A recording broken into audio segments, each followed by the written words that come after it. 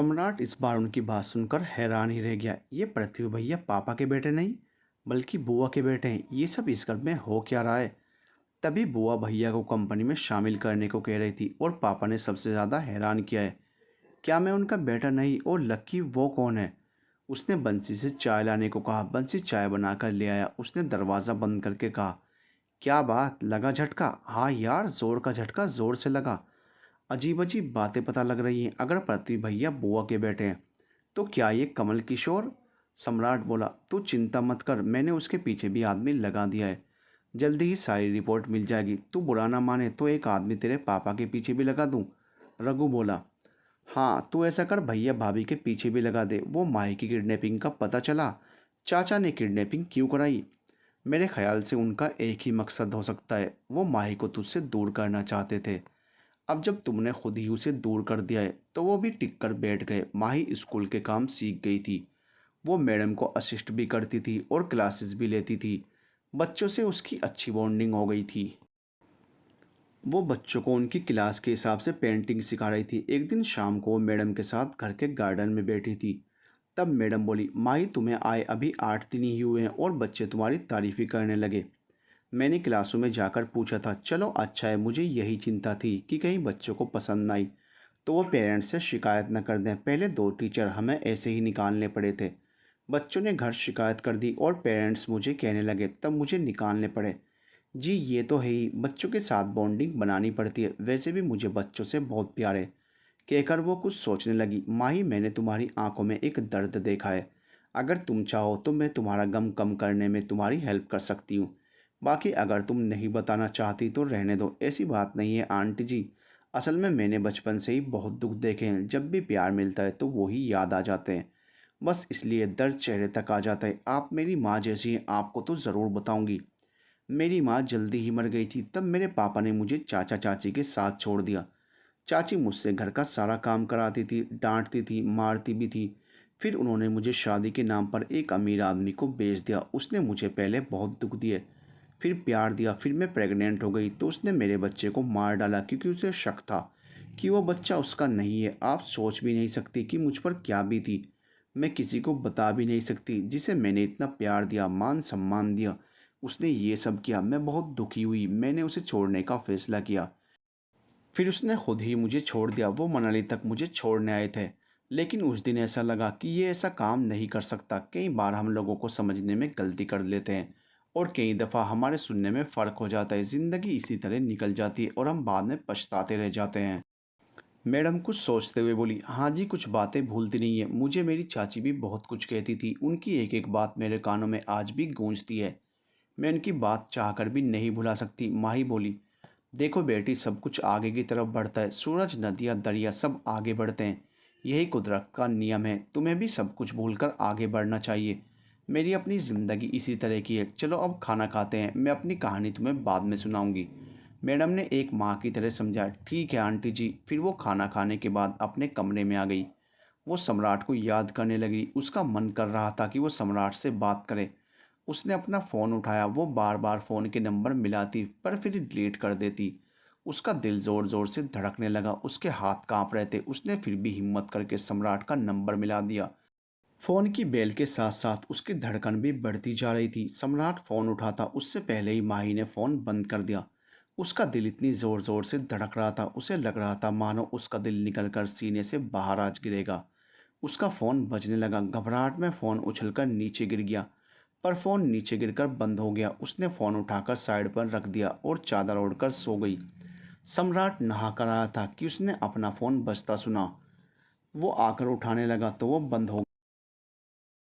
देखा कोई अनजान नंबर है। उसके दिल को एक झटका सा लगा। उसका दिल हिल गया, कहीं ये माही तो नहीं। उसने वो नंबर खुद मिलाया। वो थोड़ी देर बजा फिर बंद हो गया। उसने कई बार फ़ोन मिलाया लेकिन फ़ोन बंद ही आ रहा था। अब उसे यकीन हो गया था कि ये माही का ही होगा। उस रात सम्राट सो नहीं पाया। दूसरी तरफ मनाली में माही को भी नींद नहीं आ रही थी। वो बंद फ़ोन देखती फिर रख देती। बाहर तेज़ हवाएं चल रही थी। उन हवाओं की आवाज़ उसे सम्राट की आवाज़ लग रही थी, मानो वो उसे पुकार रहा हो। शुरू शुरू में वो ऐसी ही कर्कश आवाज़ होती थी। सम्राट को चिंता होने लगी, कहीं माही को कुछ हो तो नहीं गया, कहीं फिर से उसे किसी ने किडनैप तो नहीं कर दिया, कहीं वो किसी मुसीबत में तो नहीं है। मैं अभी जाकर देखता हूँ। सोचते ही उसने कार उठाई और चल दिया। उसने अपने साथ ज़रूरी कागज़ ले लिए। वो कार से चल दिया। वो बिना रुके सारी रात चलता रहा। उसने नेट पर चेक किया था, मनाली जाने के लिए 25 घंटे लगते हैं। सुबह होने लगी थी। वो एक होटल में गया। उसने हाथ मुंह धोया और खाना खाकर दोबारा चल दिया। इसी तरह वो चलता रहा। वो रात में निकला था। जल्दबाजी में वो मेकअप करना भी भूल गया। उसने सोचा यहाँ उसे कौन जानता है, तो ऐसे ही चलने दो। शाम के 5 बज गए थे। वो बहुत थक गया था और उसके फ़ोन की बैटरी बंद हो गई थी। वो एक होटल में गया और खाना खाकर आराम करने लगा। उसका फ़ोन चार्ज हुआ तो उसे रघु का फ़ोन आया। हेलो, कहाँ है तू? मैंने सब तरफ देखा, सारा दिन ख़त्म हो गया। तुझे पता है मैं कितना डर गया था। ऊपर से तुम्हारा फ़ोन भी बंद आ रहा था। रघु ने उसके फ़ोन उठाते ही कहा, यार रात एक अनजान नंबर से फ़ोन आया था। मुझे यकीन है वो माही का था। मैं उससे मिलने मनाली जा रहा हूँ। इस वक्त सोनीपत में हूँ। कल सुबह पहुँच जाऊँगा। फ़ोन चार्ज नहीं था, अभी चार्ज किया है। सम्राट ने पूरी बात बता दी। तेरा दिमाग ख़राब हो गया क्या? इतनी दूर तू कार से कैसे जा सकता है? जाना ही था तो फ्लाइट से चला जाता या ट्रेन से चला जाता। बस आधे में आ गया हूँ, आधा कल चला जाऊँगा। रेस्ट करने रुका हूँ, कहकर सम्राट ने फ़ोन बंद कर दिया। वो आराम से सो गया। वो रात को उठा और नाश्ता करके फिर से सफ़र शुरू कर दिया। वो हवा का चीरता हुआ आगे बढ़ा जा रहा था। इस वक्त उसे सिर्फ माही की चिंता थी। अगली सुबह वो मनाली पहुँच गया। उसने उस दिन जिस घर के सामने माही को छोड़ा था वो वहाँ गया। उसने गेट खटखटाया। अंदर से एक लड़की आई। उसने पूछा, मैं माही से मिलने आया हूँ, उसे बुला दीजिए।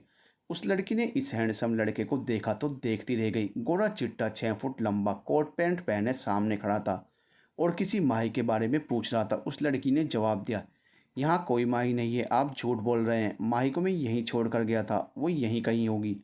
आप सुन क्यों नहीं रहे? माही नाम की किसी लड़की को मैं नहीं जानती और आपको फिर भी यकीन नहीं है तो आइए देख लीजिए, उसने दरवाजे से हटते हुए कहा। सम्राट अंदर चला गया। उसने अंदर सारे कमरे देखे, फिर छत देखी पर कोई नहीं मिला। वो वापस नीचे आया तो वहाँ एक बुढ़िया बैठी थी। वो सम्राट को देखकर बोली, यहाँ आओ बेटा, यहाँ बैठकर बताओ क्या बात है। फिर उस लड़की की तरफ देखकर बोली, जाओ बेटा, जाकर इनके लिए पानी लेकर आओ। बुढ़िया ने एक 2-3 साल के बच्चे को अपनी गोद में बिठाते हुए कहा, जो सम्राट से डरकर उसकी गोद में घुस गया था। सम्राट ना चाहते हुए भी बैठ गया। उसके दिल में तूफान उठ पड़ा। उसका सिर दर्द से फटा जा रहा था। वो कैसे उसे अपने दिल से कहे कि माही ने उसे झूठ बोला, जबकि उसका दिमाग उसे चीख चीख कर कह रहा था कि माही यहाँ आई ही नहीं। इन दोनों में उसकी हम उम्र कोई नहीं है। अगर उसकी कोई सहेली होती तो वो उसकी हम उम्र होती, लेकिन यहाँ एक उससे 10 साल बड़ी है और दूसरी उसकी दादी की उम्र की है। लीजिए पानी लीजिए। उस लड़की ने आकर उसे पानी दिया। वो ख्यालों से निकला और पानी पीकर बोला, सॉरी, मैंने आपको गलत समझा। असल में मैं अपनी वाइफ माही को यहाँ छोड़ने आया था। वो इस घर के बाहर उतरी थी और कह रही थी कि यहाँ मेरी फ्रेंड रहती है। मैं उसे बाहर छोड़कर चला गया था, कहकर उसकी आंख से पानी आ गया। रुको बेटा, ये 2 महीने पहले की बात है क्या? जी, इतना ही समय हो गया होगा। क्या आपको कुछ पता है? उस दिन मैं सत्संग से लौट रही थी तो वो सड़क पर मैंने राजू की टैक्सी में उसे जाते हुए देखा था। वो बूढ़ी आंटी बोली, क्या? कौन राजू? वो टैक्सी ड्राइवर है। आप चलिए, मैं आपको मिला देती हूँ। अगर यहीं हुआ तो वो आपको मिल जाएगा। अगर सवारी लेकर गया हुआ तो कुछ कर नहीं सकते, वो लड़की बोली। फिर वो बुढ़िया के साथ बाहर रोड पर आ गई। उसने टैक्सी वालों से पूछा, ओए रुलदे, राजू कहाँ है? वो तो सवारी छोड़ने गया है, रुलदा बोला। कहाँ गया है? अपने गांव कसोल ही गया है, वहाँ की सवारी मिल गई थी, कह गया था घर चले जाएगा। रुलदा बोला, बेटा ये राजू का दोस्त है, कह रहा है कि उसे उसके गांव कसोल की सवारी मिल गई थी, वहीं गया है। बेटा जी, आप वहाँ जाना चाहते हो तो जा सकते हो या फिर यहीं रुक जाओ, सुबह मिल लेना। नहीं आंटी जी, मुझे अभी जाना होगा, आपका धन्यवाद, कहकर उसने उनके बच्चे को 500 रुपये दिए और उनसे एड्रेस लेकर और डायरेक्शन पूछकर वहाँ से चल दिया। उन्होंने उसे बताया था कि 2 घंटे का सफ़र है। उसने सोचा, जब वो 25 घंटे का सफ़र तय करके यहाँ तक आया है, अब 2 घंटे का सफ़र उसके लिए मामूली बात है। वो माही तक जल्दी पहुँचना चाहता था। 2 घंटे का सफ़र उसने 1.5 घंटे में ही पूरा कर लिया। उसने शहर पहुंचकर राजू का एड्रेस देखा। उसमें नियर एमएस मॉडल स्कूल लिखा था। वो उस स्कूल के पास आया। वहाँ स्कूल के बाहर एक लेडी बच्चे के साथ खड़ी थी। वो उसके पास गया और उसने कहा, एक्सक्यूज़ मी, ये घर किस तरफ है? क्या आप बता सकती हैं? जी, कौन सा? वो लड़की जैसे ही मुड़ी, सम्राट उसे देखता ही रह गया। ये माही थी, उसकी माही। वो उसकी तरफ बिना पलक झपकाए देखे जा रहा था।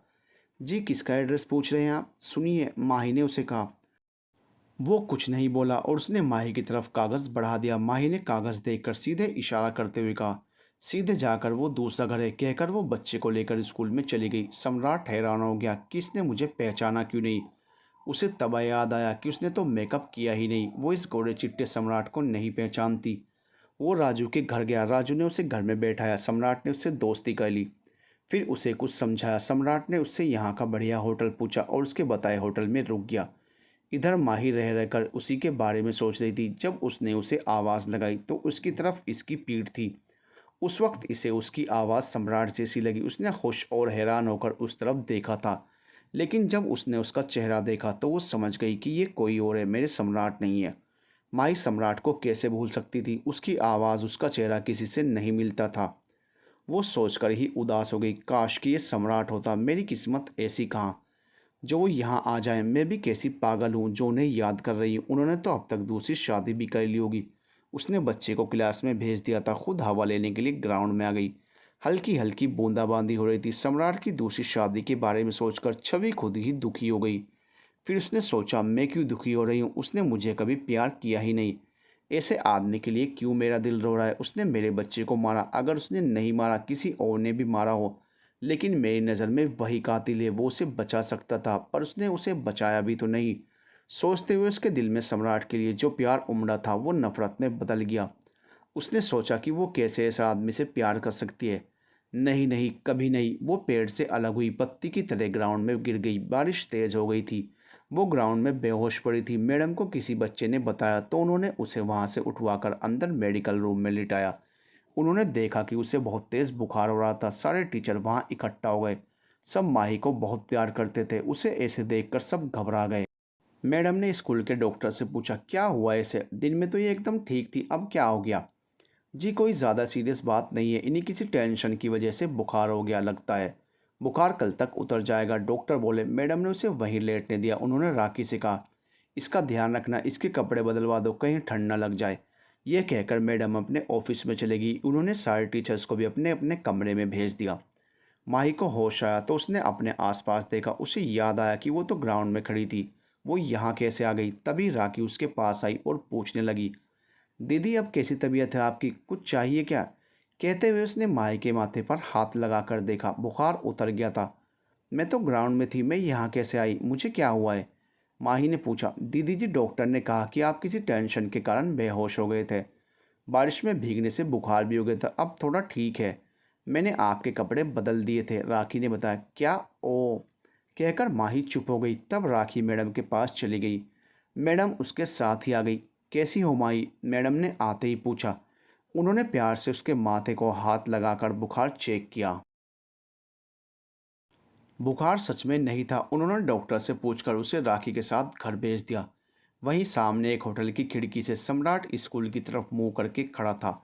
वो कितनी देर से बारिश को देख रहा था। वो सोच रहा था कि अच्छा हुआ जो उसने समय पर कमरा ले लिया था। वो बाहर देखकर मुड़ा ही था कि उसे जानी पहचानी सी फिगर दिखी। वो उसे देखकर परेशान हो गया।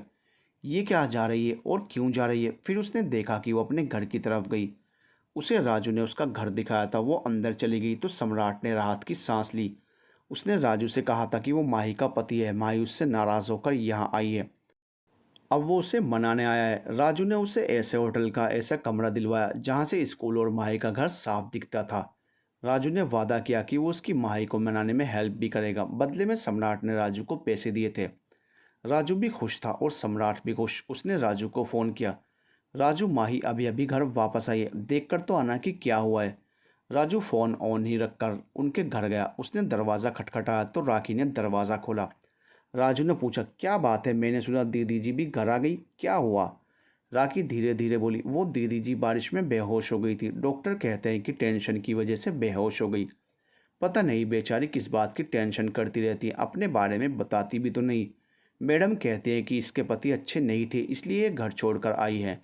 तुम किसी को बताना मत, मैं तो सिर्फ तुझे अपना समझ कर कह रही हूँ, राखी बोली।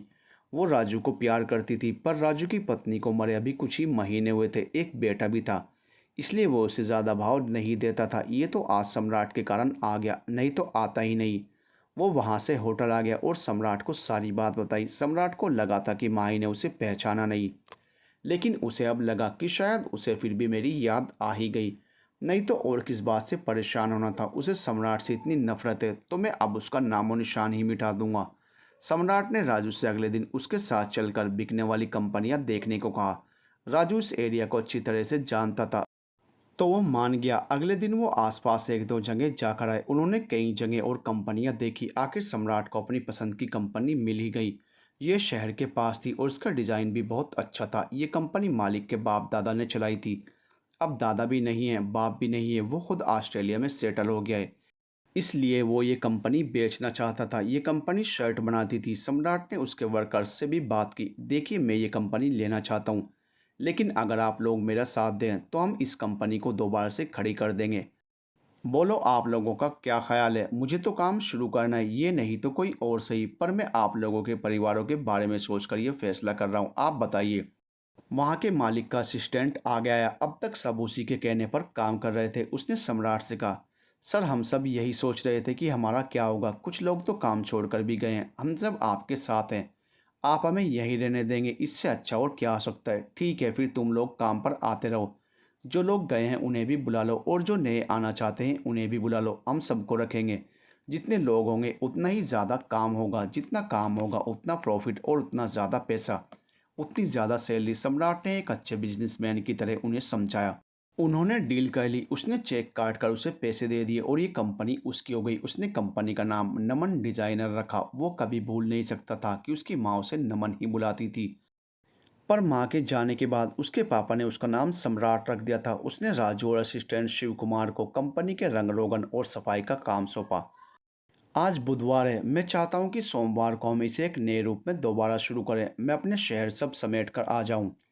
मैं परसों वापस आ जाऊँगा, कहकर उसने राजू और असिस्टेंट को एक चेक दिया और कहा, ये तुम दोनों की जिम्मेदारी, कैसे काम करना है, कैसे कराना है, और आप सब इनकी हेल्प कीजिएगा।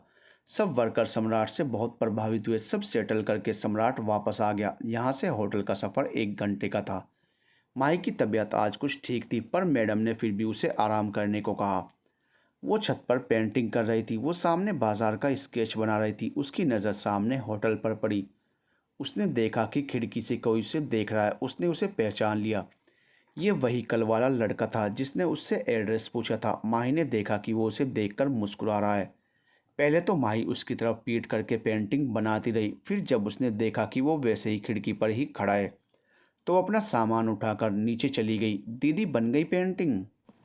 दिखाओ, मैं भी तो देखूं। राखी बोली, पेंटिंग क्या खाक बननी थी? वो सामने होटल में कोई लड़का खिड़की से लगा खड़ा इधर ही देखे जा रहा था। मैंने पीठ की ओर सोचा कि चला जाएगा, पर वो ऐसा ढीठ है कि हिला ही नहीं। तो मैं नीचे ही आ गई। देखने में कैसा है, मैं भी देखूं, कहकर उसने बालकनी में जाकर सामने होटल की तरफ देखा तो वो अब भी खिड़की पर खड़ा था। उसे देखकर सम्राट ने खिड़की बंद कर दी। हाय दीदी, ये तो बहुत ही सुंदर है, बिल्कुल हीरो लगता है।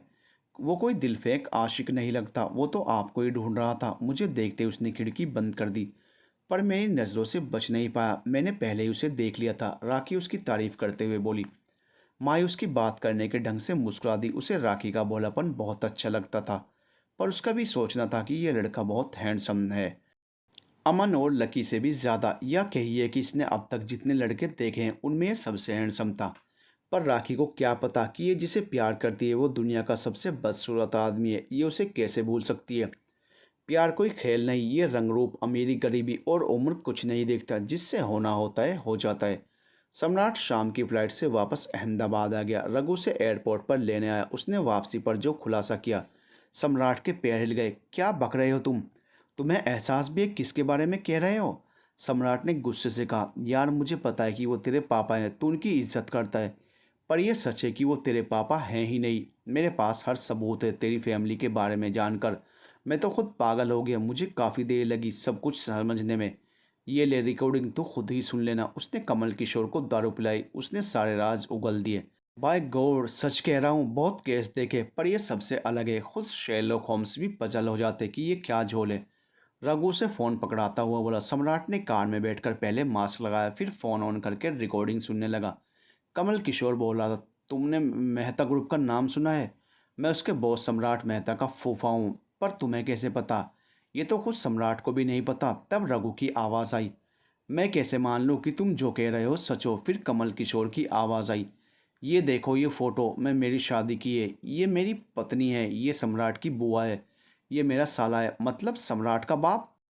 फ़ोन में फ़ोटो है, खोल कर देखो, रघु सम्राट से बोला। उसमें सच में फ़ोटो थी। सम्राट ने खोल कर देखी।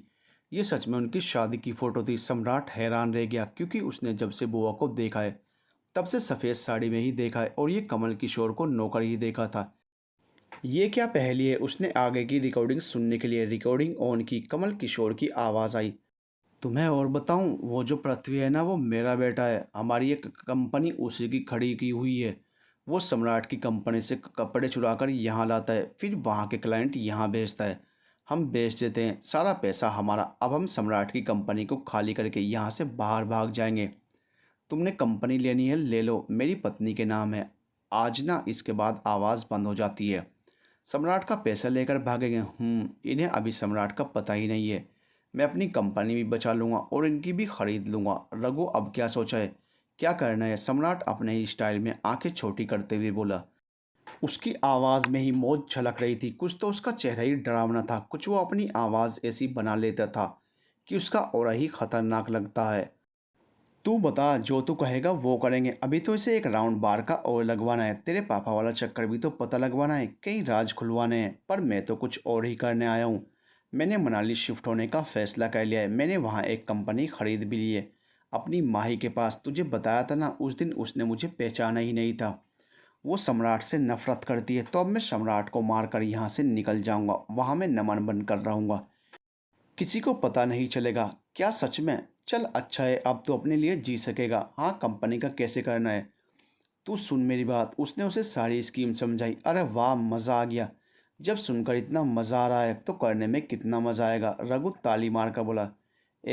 तू ढंग से कार चला, कहीं यहीं हमारा काम तमाम ना हो जाए।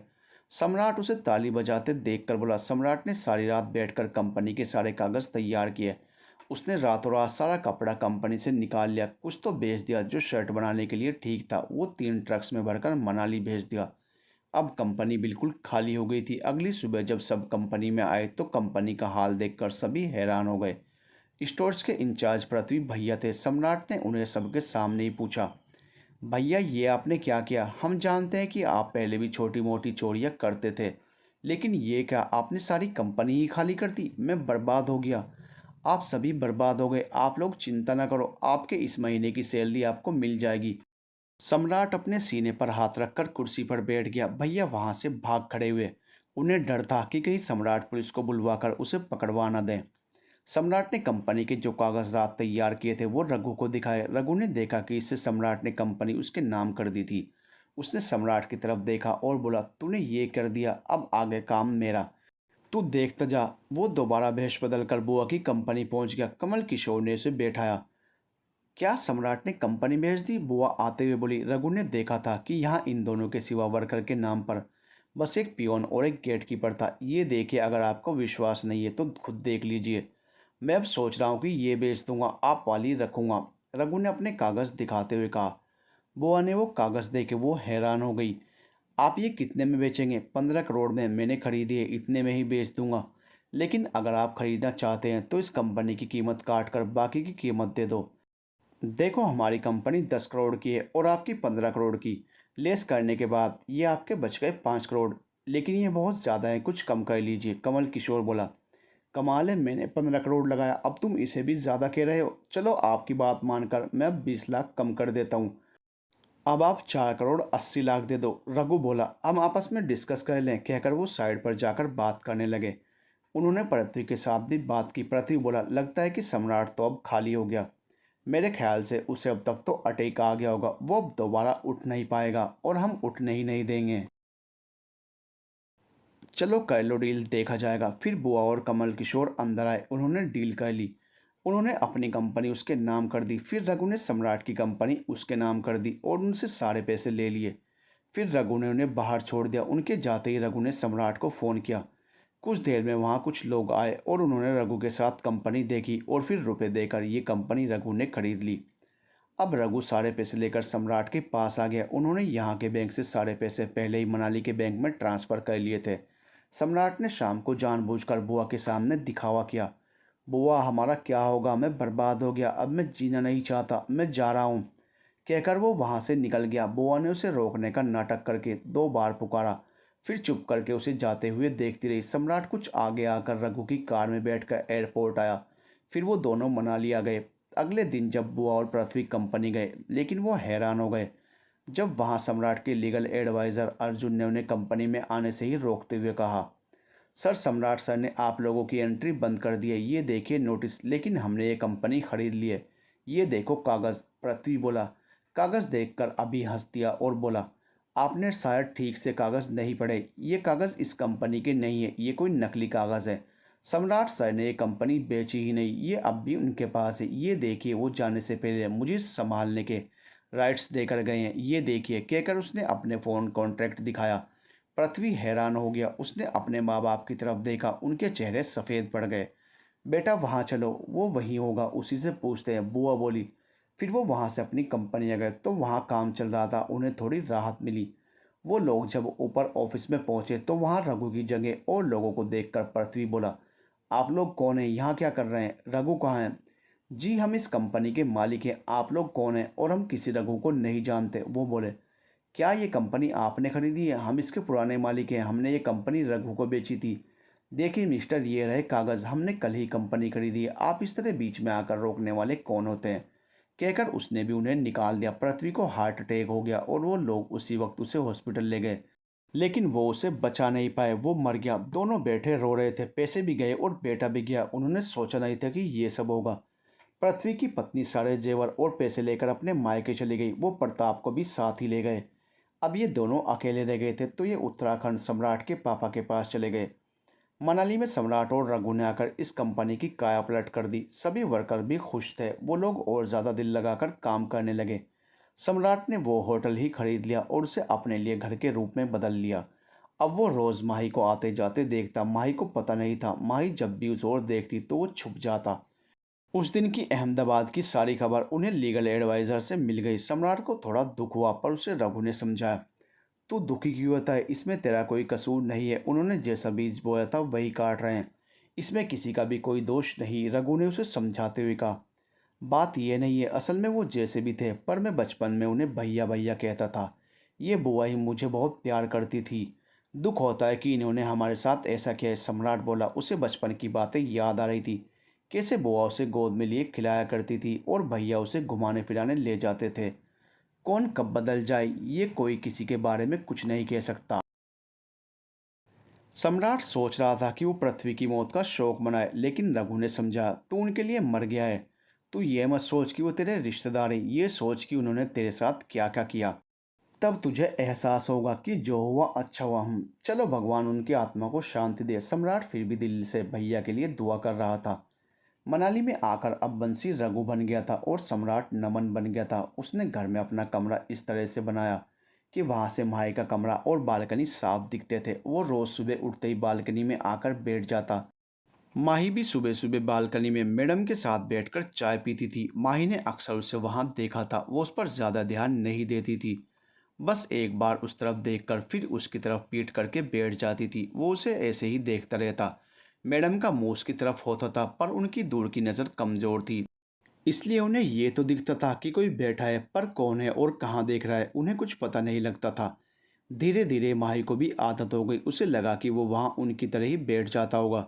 सम्राट माही को रोज़ ही देखता था तो उसे ये तो पता चल गया कि वो चाहे बाद में पीट करके बैठ जाती हो, पहले बाहर आकर वो एक बार उस तरफ ज़रूर देखती थी। इसका मतलब वो उसे पसंद करती है। एक दिन सम्राट अंदर दरवाजे पर खड़ा होकर उस ओर देखने लगा। माही बालकनी में आई तो उसने सम्राट की बालकनी की तरफ देखा, पर वहाँ कोई नहीं था। फिर वो उस तरफ मुंह करके बैठ गई। उसने मैडम के साथ बैठकर बातें करते करते एक दो बार सामने बालकनी की तरफ देखा, फिर बात करने लग गई। सम्राट को ये देखकर बहुत अच्छा लगता था। तब वो बाहर निकलकर बालकनी में बैठ गया। माई की नज़र उस पर पड़ी तो वो सीधी होकर बैठ गई। सम्राट मुस्कुरा दिया। रघु लेट उठता था, आज वो जल्दी उठ गया और उसके पास आ गया। उसने पहले सम्राट को देखा, फिर उसकी नज़र की तरफ देखते हुए सामने देखा। माई को देखकर रघु समझ गया। अच्छा जी, तो ये है आपके अर्ली मॉर्निंग उठने की वजह। ये है, वाह भाई वाह। मैंने दुनिया को जोरों का गुलाम बनते देखा था, पर तुम्हारे जैसा गुलाम पहली बार देखा है।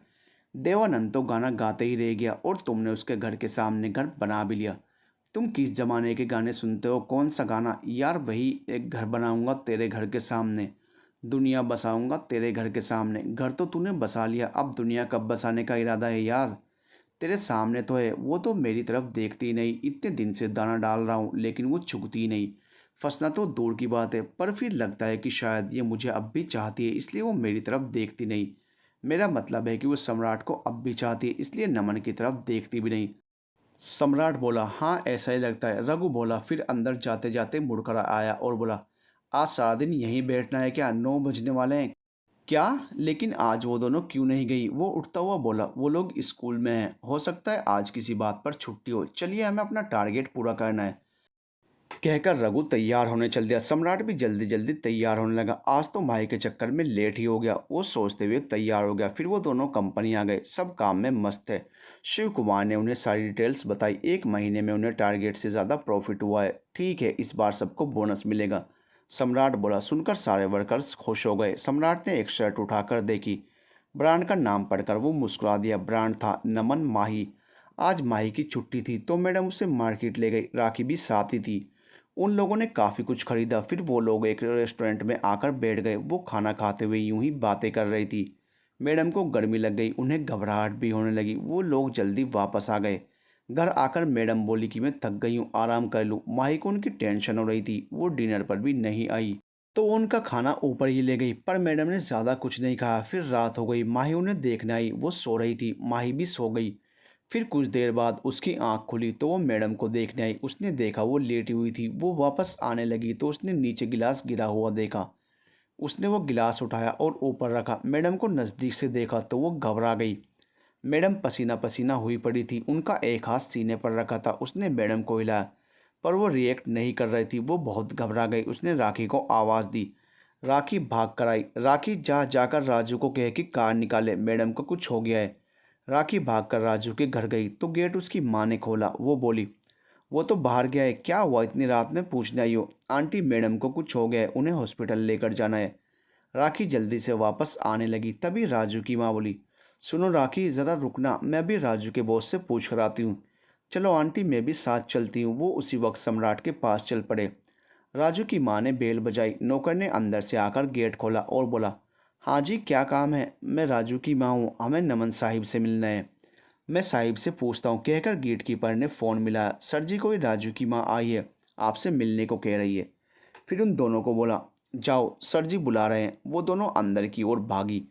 तभी अंदर से नमन भागता हुआ आया। क्या हुआ आंटी जी? उसने राजू की मम्मी से पूछा। सर जी, हमारी मैडम जी को कुछ हो गया है, उन्हें हॉस्पिटल लेकर जाना है। राखी बोली। राखी को देखकर वो घबरा गया कि कहीं माही को तो कुछ नहीं हो गया, और फिर उसके साथ भाग लिया। वो उनके घर आया तो माही मैडम के हाथ पैर मल रही थी। तब उसे थोड़ी शांति सी मिली। फिर उसने मैडम को उठाकर कार में बैठाया और हॉस्पिटल ले आया। उन्होंने उन्हें इमरजेंसी वार्ड में दाखिल करा दिया। उनकी दिमाग की नस फट गई थी। जल्दी से सर्जरी हुई। माही, राखी और सम्राट बाहर वेट कर रहे थे। तभी अंदर से एक डॉक्टर आए और बोले, जी उन्हें ब्लड चढ़ाना होगा। आप में कोई फैमिली है? नहीं डॉक्टर, हम में से उनकी फैमिली कोई नहीं है। पर उनका ब्लड ग्रुप कौन सा है? माही ने पूछा। वो ए बी नेगेटिव है। डॉक्टर ने उनकी फाइल देखते हुए कहा। मेरा भी blood group A B negative है। सम्राट बोला। अच्छा चलिए, फिर आपका ब्लड चेक कर लेते हैं, शायद काम आ जाए। कहकर डॉक्टर सम्राट को अपने साथ ले गए। उसका ब्लड मैच कर गया और मैडम को चढ़ाया गया। सर्जरी सफल रही, वो बच गई थी। उन्हें वार्ड में ले आए थे। माही भी उनके साथ ही वार्ड में आ गई। सम्राट कुछ देर बाद वहाँ आया। वो मैडम के पास आया तो माही बोली, थैंक यू, आपने हमारी इतनी मदद की। अगर आप ना होते तो शायद मैडम। कहकर वो रोने लगी। नहीं माही, तुम रो मत। सम्राट उसे कहने वाला ही था कि उसने खुद को रोक लिया और बोला, आप रोइए मत, अब वो ठीक है, जल्दी ही घर भी चली जाएंगी। आप चिंता न करें। सम्राट बोला। उसकी बातों से माही को हौसला मिला। वो चुप हो गई। तभी राखी उन दोनों के लिए चाय ले आई। उसने दोनों को चाय दी। दोनों बैठकर पीने लगे। मैं आप दोनों को अक्सर बालकनी में चाय पीते देखता था। मैं सोचता था कि आप माँ बेटी हैं। सम्राट ने बात बनाई। नहीं, असल में ये मॉडल स्कूल की प्रिंसिपल हैं और मैं स्कूल की छोटी सी टीचर। माही बोली। इनकी फैमिली? पता नहीं, बता रही थी एक बेटा है, राखी ने फ़ोन कर दिया है, आ जाएगा। माही बोली। ओह, वो भी उन्हीं के साथ बैठ गया। देखिए अब आप जाइए, रात बहुत हो गई है, जाकर आराम कीजिए, हम दोनों हैं यहाँ पर। माही बोली। नहीं, मुझे कोई दिक्कत नहीं है, मैं आप लोगों को अकेले छोड़कर नहीं जा सकता। ऐसा कीजिए, आप लोग आराम कर लीजिए, मैं जागता हूँ, सम्राट बोला। राखी, ऐसा करो, पहले तुम रेस्ट कर लो, फिर मैं कर लूँगी, फिर उसके बाद ये कर लेंगे। ऐसे बारी बारी सो लेंगे, माही बोली। इसी तरह रात गुजर गई। मैडम को होश आ गया था। वो अब ठीक महसूस कर रही थी। माही उन्हें होश में देखकर खुश हो गई। वो बोली, मैडम आपने मुझे डरा ही दिया था। मैडम ये अपने सामने वाले घर में रहते हैं, यही आपको यहाँ लेकर आए, इन्होंने ही आपको ब्लड दिया। माही ने सम्राट के बारे में मैडम को बताया। मैडम उसे देखकर मुस्कुरा दी। जाने क्यों वो उन्हें जाना पहचाना लगा, पर उन्हें याद नहीं आ रहा था कि ये उससे कहाँ मिली थी। उन्होंने मुस्कुराकर थैंक यू कहा। सम्राट ने भी सिर हिला दिया। माही राखी से बोली, तुम जाओ, मैडम के लिए हल्का सा कुछ बना लाना और स्कूल में रीतू मैडम को सब बताकर स्कूल चलाने को कह देना। फिर वो सम्राट की तरफ देखकर बोली, आप भी जाइए, अब तो दिन चढ़ गया है और मैडम को होश आ गया है। आप जाकर आराम कीजिए। जब तुम यहाँ हो तो मैं घर जाकर आराम कैसे कर सकता हूँ? मैं यहीं तुम्हारे साथ रहूँगा, मैं तुम्हें छोड़कर कहीं नहीं जाऊँगा। सम्राट सोच रहा था कि मैं ये कह दूँ, पर उसकी हिम्मत ही नहीं हुई। वो बोला, ठीक है, जैसी आपकी मर्जी, कहकर वो राखी के साथ चला गया। माही उसे जाते हुए देखती रही और सोच रही थी कि इसे मैंने पहली बार देखा है, पर जाने क्यों लगता है जैसे मैं इसे पहले से ही जानती हूँ। उसने बहुत कोशिश की पर उसे याद नहीं आया। माही की तरह ही मैडम को भी ऐसा लग रहा था कि ये कोई उनका अपना है, लेकिन जिसके बारे में वो सोच रही थी वो ऐसा नहीं था। वो इससे काफ़ी अलग था। सोचकर उन्होंने अपनी आंखें साफ करके अपना हाथ दिल पर रख लिया। माही मैडम के साथ बैठी बातें कर रही थी कि उसका फ़ोन बजने लगा। उसने देखा कि रीतू मैडम का फ़ोन था। उसने फ़ोन उठाया। Good morning Ritu madam. Good morning Mahi. Madam कैसी हैं अब? क्या हुआ उन्हें? अब थोड़ा ठीक है, उनकी ब्रेन की नस फट गई थी। समय पर आ गए तो बच गए। डॉक्टर कह रहे थे कि कुछ देर और हो जाती तो उन्हें बचाना मुश्किल होता। माही ने बताया। हाय, मैडम को कुछ नहीं होना चाहिए, सारा स्कूल उनके लिए दुआ करेगा। माही, हम सभी स्टाफ वाले छुट्टी के बाद हॉस्पिटल आएंगे, रीतू बोली। मैडम मना कर रही हैं, उनका कहना है कि हॉस्पिटल में भीड़ खड़ना ठीक नहीं है। जब वो ठीक होकर घर आ जाएंगी तब मिलने आ जाना। माही ने मैडम की कही बात उसे बताई। हाँ, ये भी ठीक है। अच्छा, सबको रहने दूंगी, मैं अकेले आ जाऊंगी, कहकर उसने फ़ोन बंद कर दिया। कुछ देर में सम्राट खाना लेकर आ गया। माही उसे देखते ही बोली, अरे आप क्यों आए? राखी ले आती, वही आ रही थी। मैंने ही उससे कहा कि वो कुछ देर रेस्ट कर ले, फिर दोपहर का खाना लेकर आ जाए। तब तक यहाँ मैं रुकता हूँ आपके साथ। सम्राट बोला, देखिए, आपके पहले ही बहुत एहसान है हम पर, आप अपना काम छोड़कर यहाँ बैठेंगे, आपके काम का नुकसान ना हो। माही बोली, कमाल है, माँ से ज़रूरी कोई काम होता है क्या? माँ, माही ने हैरानी से आंखें बड़ी बड़ी करके कहा। हाँ माँ, अब इनका और मेरा खून एक ही है, तो हुए ना हम माँ बेटे। क्यों माँ जी? सम्राट ने उनका हाथ पकड़ते हुए कहा। हाँ बेटा, तुम मेरे बेटे ही तो हो। वैसे मेरे इस बेटे का नाम क्या है? मैडम ने पूछा। जी मेरा नाम नमन है। सम्राट के मुंह से सम्राट ही निकलने वाला था कि उसने खुद को संभालते हुए कहा, नमन बहुत ही प्यारा नाम है बेटा, तुम्हारे माँ बाप भी साथ ही रहते हैं? मैडम एक बार तो नमन नाम सुनकर ठिठक गई और उसके बाएं गाल की तरफ ध्यान से देखा, पर वहाँ कोई तिल नजर नहीं आया। नहीं, मेरे माँ बाप नहीं है, बहुत छोटा था जब माँ गुजर गई, उसके बाद पिता ने पाला। यहाँ मैंने एक कंपनी खोली है, पापा पहाड़ों पर आराम से रहते हैं। ओ माही जी, आप भी नाश्ता कर लो। सम्राट उसे माही कहने लगा था, पर फिर एकदम से जी लगाकर बोला, हाँ बेटी, कुछ खा लो, रात से मेरी सेवा में लगी हो, खाना खाकर रेस्ट कर लेना। मैडम बोली। माही ने खाना खाया और रेस्ट रूम में रेस्ट करने चली गई। सम्राट उनके पास बैठा रहा। उसे अपनी मम्मी की शक्ल याद नहीं थी, लेकिन मैडम को देखकर उसको लगता था कि अगर आज उसकी माँ होती तो ऐसी ही होती। सोचकर ही उसके दिल को धक्का सा लगा। उसका फ़ोन बजने लगा। वो कमरे से बाहर आ गया। हेलो, हाँ जी जनाब, कहाँ, क्या कह रहे हो? मैं देखता ही रह गया, तुम कब खिसक गए मुझे पता ही नहीं चला। वैसे तो हक नहीं रखते हैं, पर क्या कर सकते हैं, दोस्त दोस्त ना रहा, प्यार प्यार ना रहा, जिंदगी हमें तेरा एतबार ना रहा। गाना गाते हुए रघु ने उसका मजाक उड़ाया। चुप कर जा, वो आराम कर रही है। सम्राट की आवाज़ सुनकर रघु बोला, अच्छा जी, अब उसकी नींद इतनी प्यारी हो गई? कभी हमारे बारे में भी सोचा है? हमारी नींद की इतनी चिंता की है कभी? चलो, अपना क्या है, अब हमें भी लड़की ढूंढनी पड़ेगी, हमने भी अपनी ज़िंदगी काटनी है। सारी उम्र तेरे पीछे तो नहीं फिरते रहेंगे, रघु मजाक करते हुए बोला। तुम्हें कोई काम दिया था, हो गया? सम्राट बोला। हाँ, वही बताने के लिए तो फ़ोन किया था। उसे कुछ खास पता नहीं चला, मुझे ही जाकर सब कुछ पता करना होगा। और हाँ, मैं बताना भूल गया, घर पर तुम्हारे पापा वापस आ गए, बुआ और लकी भी आ गए हैं। अब देखते हैं ये क्या करते हैं। मैं सोच रहा हूँ मैं कल सुबह ही वापस चला जाऊँ। रघु बोला। कल क्यों जाना है, आज ही चले जाओ। यार मैं भी अपनी भाभी से मिल लूँ, रघु फिर मजाक करते हुए बोला। लकी काफ़ी देर से कार मांग रहा था। वो मेरी स्पोर्ट्स कार है ना, वही जो तुम्हें भी पसंद थी। अब लकी आ गया है तो वो ले लेगा, तुमने मांगी थी तो मैंने रख दी थी। लेनी है तो जल्दी जाकर ले लो, सम्राट बोला। अरे हाँ प्लीज़ लकी को मत देना, मैं जा रहा हूँ, आज ही जा रहा हूँ। अब बंसी बनकर जाऊँ क्या बनकर जाऊँ, रघु की समझ नहीं आ रहा था। तू रघु बनकर जाना, सम्राट कड़क आवाज में बोला। रघु उसी शाम चला गया। सम्राट फोन बंद करके रेस्ट रूम में आ गया। माही वहाँ बेड पर सो रही थी। वो भी वहीं सोफे पर बैठकर लैपटॉप पर कंपनी के काम करने लगा। काम करते करते वो सामने सो रही माही को देख लेता था। माही को सोते हुए देखकर उसे माही के साथ बिताई रातें याद आ गई। ये सोचते ही उसके पूरे बदन में मानो करंट सा दौड़ गया। उसका शरीर एक बार तो कांप गया। उसका दिल माही को बाहों में भरकर उसे प्यार करने को मचल उठा। वो उसके नरम होठों को फिर से चूमना चाहता था। उसका अंग अंग में सिहरन हो रही थी। उसने खुद को इतना लाचार कभी नहीं पाया था। अचानक वो सोफे से उठकर उसके पास चला गया। उसका दिल हो रहा था कि वो झुककर उसे चूम ले, पर उसने खुद पर काबू किया और उसकी चादर ठीक की और वहां से बाहर आ गया। वो मैडम के पास आया जो जाग गई थी। उसने पूछा, आंटी जी कुछ चाहिए? मैडम बोली, बेटा वो पानी पानी पीना था। सम्राट ने उन्हें पानी पिलाया तो वो बोली, तुम्हें भी नाहक की परेशानी दी बेटा, मेरी वजह से काम छोड़कर यहाँ बैठे हो। आंटी जी बेटा भी कहते हो और परेशानी देने की बात भी करते हो। आप मेरे लिए माँ जैसी हैं, आप ऐसी बातें मत कीजिए। तभी माही भी उठकर आ गई थी। उसने भी उनकी बातें सुन ली थी। उसे नमन अच्छा इंसान लगा। दोपहर में राखी खाना लेकर आई और माही से घर जाने को कहा। आंटी को खाना खिलाकर वो सम्राट के साथ घर चली गई। दोनों सारे रास्ते चुप रहे। सम्राट का दिल में उसे छूने की इच्छा हो रही थी। उसने खुद पर काबू किया और पहले माही को उसके घर छोड़ा। फिर वो वहां से अपने घर आया। जैसे ही वो लोग हॉस्पिटल से निकले उसी वक्त दूसरी तरफ से अमन मैडम के कमरे में आया। आते उसने मैडम को गले लगा लिया। अरे अमन तुम क्यों आए तुम?